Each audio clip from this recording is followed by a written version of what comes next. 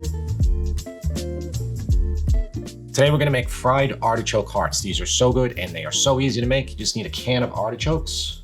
I actually think they're better in the can. You can get the frozen artichoke hearts. Trader Joe's and other supermarkets will have in the frozen vegetable section, so you can use them too. So the first thing to do is to take the can and drain it really, really well.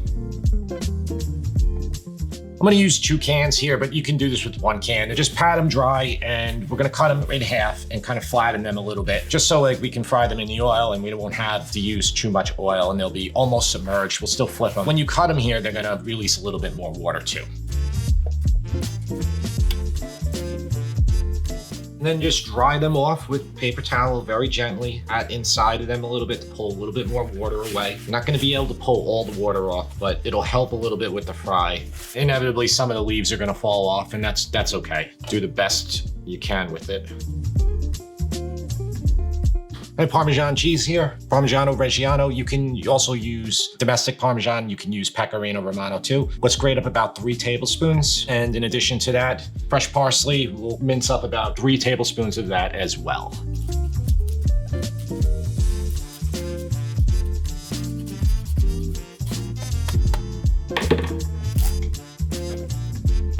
Just discard the stems and any yellow parts of the parsley. Any big stems like this you can remove too.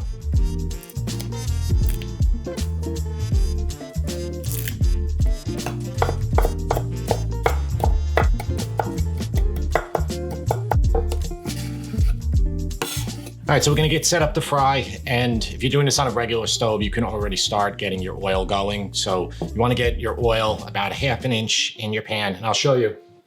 I'm gonna use a cast iron pan. Any heavy pan will work well.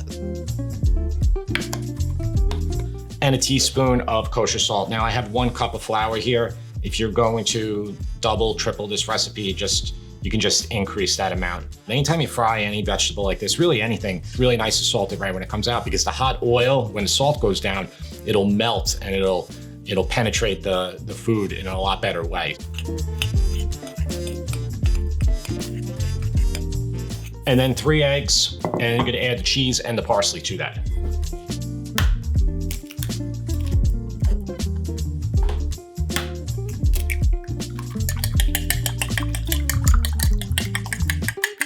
And this is a similar batter to the eggplant parm. So like a Neapolitan style eggplant parm where we'll have the egg and the cheese together. And if you don't have enough egg, just add another egg to it. Okay, I put in about 2/3 of that parsley. We'll save the rest just to put on top at the end. We're gonna do the flour, the artichoke hearts. I'm gonna put them right here in this parchment paper. It's gonna allow it not to stick. And then the egg and the cheese batter, because we're gonna have to work in batches, we'll leave it here and then we'll dip in. We'll just knock it off the edge right here, and then we'll get it right in the oil. Now when they come out, here's a wire rack. So they'll go right on top of there and they'll be able to drain. If you don't have a wire rack, you can put them on paper towels too. They might get a little soggy that way. 1 artichoke heart and right in the flour. Okay, and then just knock off the excess like this. Plop it right there on the parchment paper. Do it for all of them. This just allows you to set up the fry station a lot easier than keeping everything by you. You have to have a big work surface then.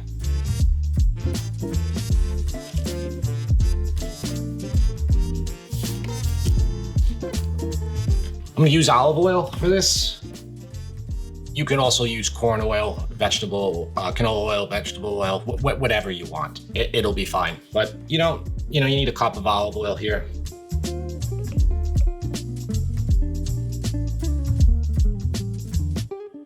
And I went up about 1/2 inch, maybe 3/8 of an inch.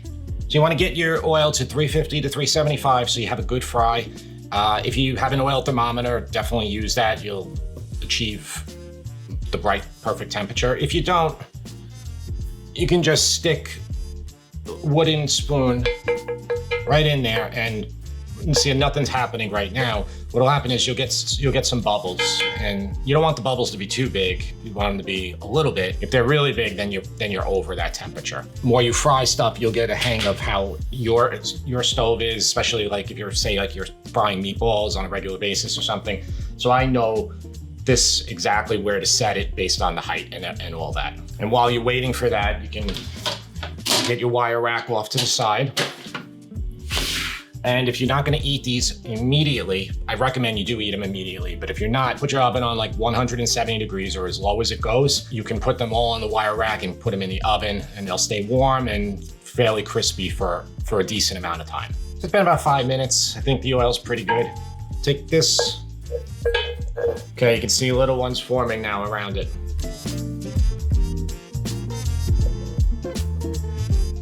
Often the best thing to do is when you're frying food, especially if you have like a bunch of little items you're frying, just test one. Or do a test run so you can see right away if your oil is the correct temperature.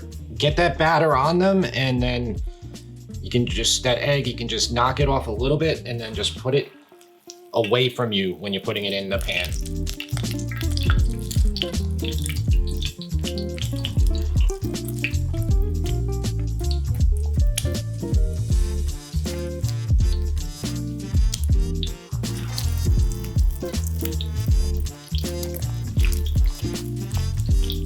You kind of, if they get stuck, just knock them apart a little bit. And about 2 minutes per side until they're just golden brown. Right when they come out, salt them right away. Do a little peek to check.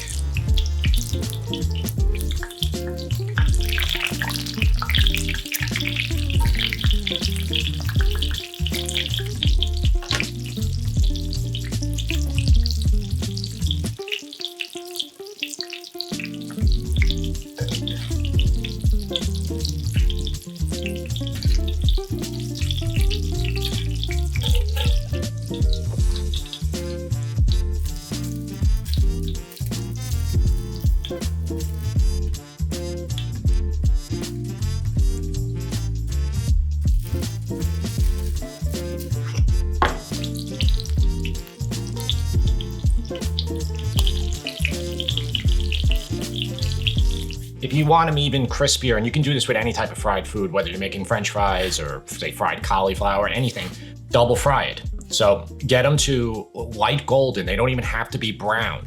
You can let them drain. Then if you refry them, they'll get far crispier and you'll have less risk of burning them. Say you were wanted to do a couple fried appetizers. You can do this, you can do cauliflower, you could even do fried calamari with it. I think they're cool enough now for you to have.